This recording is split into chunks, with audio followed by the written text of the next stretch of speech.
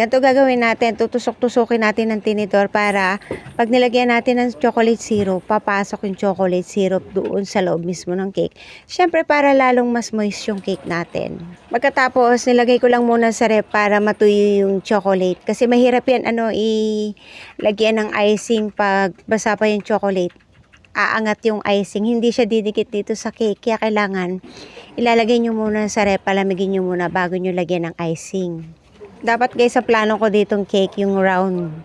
Kaso nga dahil hindi nga ako magaling sa calligraphy, sa dedication, pangit yung natin yung handwritten natin pagdating sa cake. Mahihirapan akong isulat yung yung dapat ang dedication nito is celebrating 2 decades and 4 years dapat. Medyo hirap nga tayo sa calligraphy. Kaya ginawa ko na lang ng 24 kasi anniversary namin ni Habi. So 24 years na kaming mag-asawa ni Habi. So mas madali nga naman yung 24 kesa dun sa magsusulat pa ako ng dedication. So after ko nalagyan ng icing, syempre nalagyan natin ng chocolate para mas masarap.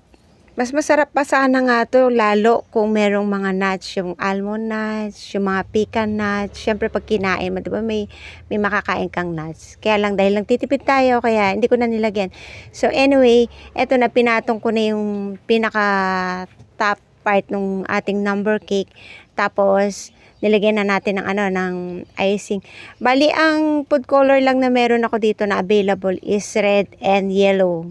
Baling ginawa ko na lang, pinag-combine ko na lang para kahit papano, hindi lang dalawang kulay yung lalabas. Bali yung mga ginamit kong tip dyan is yung 1A, yun yung round, yung parang sa kisses. Tapos syempre yung most favorite ko sa lahat, yung 2D. Tapos yung pangalawa sa favorite ko, yung 6B. Tapos gumamit din ako ng 9FT, yung kulay yellow, yun yung 9FT. Tapos yung pinakamaliit na gagamitin ko dyan, yung sa border, yun yung 840 Korea. O diba no? Ang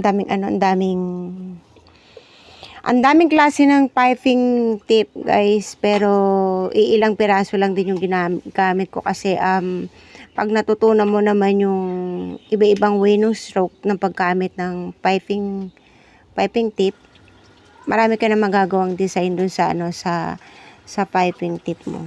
Ang gamit kong icing dito is Everwhip na icing kasi isa yun sa pinaka favorite ko talagang pang icing kasi nga bukod sa syempre siya ma-creamy, masarap talaga at saka hindi ganun katamis. Kaya yun yung mas gusto kong gamitin. Tsaka mas madali siyang i-handle, no? Wag mo lang i-overmix kasi syempre pag na-overmix yun, parang na siya, parang nagbabubbles tapos gumagaspang. Kaya kailangan pag mag-whip ka ng Everwhip, kailangan alalay lang. Dito na tayo sa mga small part na lang, yung lalagyan mo na lang ng ng mga icing, yung mga parte na walang icing. Syempre kasi gusto ko nito puno talaga yung yung ibabaw niya ng icing. Pagka natapos na natin to, syempre wawalisin na natin.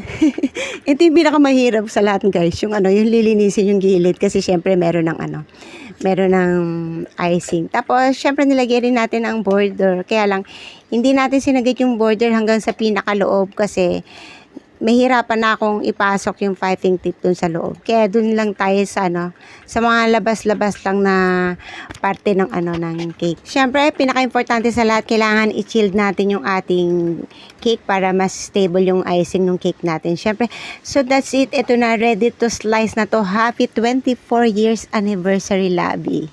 Love you very much. Thank you for everything.